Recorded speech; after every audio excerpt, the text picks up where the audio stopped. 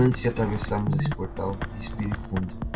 Você está prestes a adentrar um conhecimento que poucos ousaram buscar. O que será revelado aqui não é filosofia para aplanar a mente, mas ritual para transformar a existência. Nietzsche dizia que é preciso ter caos dentro de si para dar luz a uma estrela dançante. E hoje você aprenderá a usar esse caos como matéria-prima. Não falamos de teoria, mas de técnicas iniciáticas, práticas de poder, de transmutação, de domínio de si e do mundo, técnicas do super-homem, aquele que transcende a condição humana e desperta como soberano. Prepare-se, a iniciação começa agora. Primeiro ritual: conhecimento do medo. Todo iniciado precisa conhecer sua sombra. O medo é o guardião do portal. Não se trata de fugir dele, mas de invocá-lo. Dentro de você existe uma força chamada noradrenalina, uma chave biológica que desperta o guerreiro interior. E essa força só é acessada quando você encara o abismo. Para isso, faça a primeira prática. Vista-se como um morador de rua. Sinta o peso do abandono. Experimente a rejeição dos olhares, a exclusão da sociedade. Transmute-se no estigma. Esse teatro é um rito de passagem. Ele te arranca da zona de conforto e te coloca diante da margem da existência. E assim você aprende a caminhar entre mundos, entre os aceitos e os esquecidos, entre os fortes e os descartados. Segundo ritual: a projeção do espírito. Feche os olhos, sente-se ereto, respire fundo, imagine-se flutuando para fora do próprio corpo. Observe-se como se fosse um estranho. Esse é o exercício da dupla consciência, a capacidade de olhar para si sem máscaras. Os antigos chamavam isso de vigiar a alma. Nietzsche chamaria de tornar-se o senhor de si. Quando você aprende a observar o próprio ser, deixa de ser vítima dos instintos e passa a ser mestre das forças interiores. Este ritual abre a visão astral, a consciência expandida, que separa da massa adormecida. Terceiro ritual: a arte da furtividade. O iniciado não se mostra em pleno sol. Ele anda na sombra, observa, espera e ataca no instante certo. Assim deve ser sua vida, silenciosa, estratégica, oculta. Coloque uma balaclava, esconda sua face, não apenas fisicamente, mas simbolicamente. Aprenda a usar máscaras sociais. No trabalho, entre como um espectador e saia como líder. Na vida, esconda seus planos para que apenas os resultados apareçam. Esta é a verdadeira arma do ocultista. O silêncio como espada, a indivisibilidade como escudo. Lembre-se, a furtividade não é covardia, mas disciplina.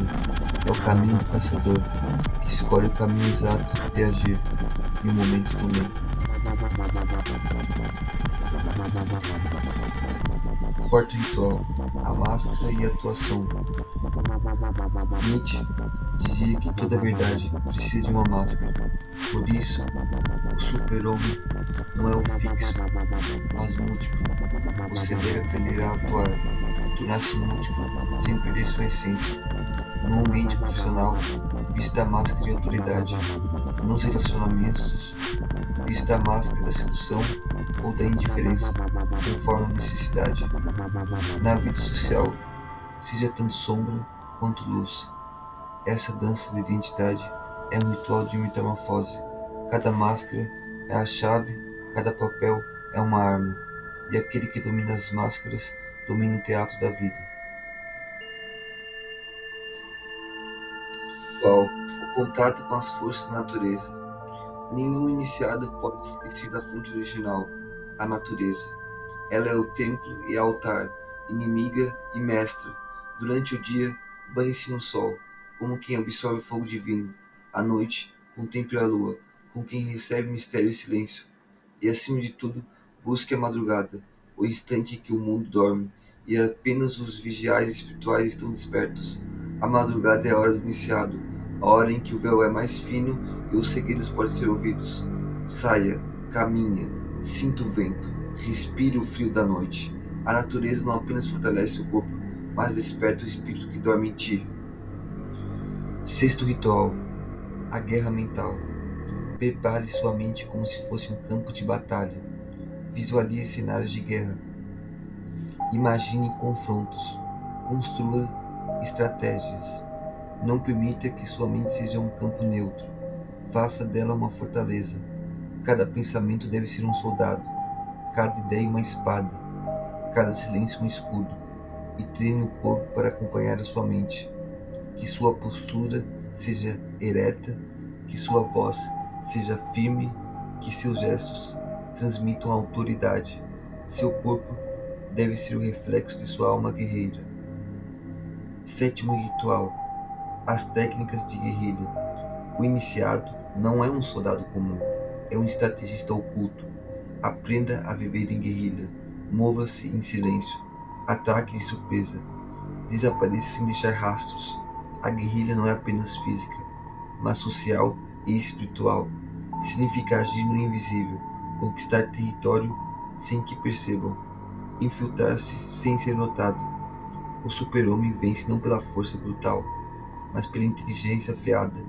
Ele é o predador invisível da selva humana. O último ritual: dominar sua área. Todo iniciado precisa de um território. Pode ser bairro, uma cidade, um espaço social, um círculo de pessoas. Você deve se tornar presença. Sua voz deve ecoar. Seu olhar deve paisar. Seu poder deve ser sentido, pois a vida é um jogo de poder, e aquele que não domina sua área é dominado por outros.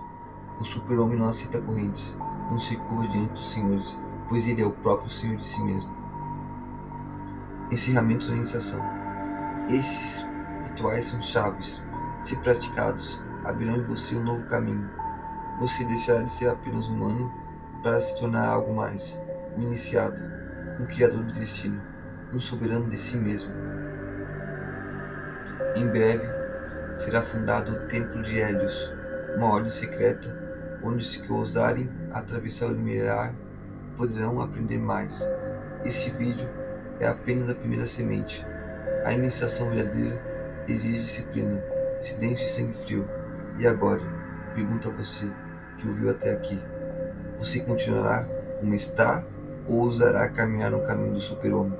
Lembre-se, o caos é a forja, a ordem é a lâmina, e o iniciado é o guerreiro que nasce entre as chamas da própria superação.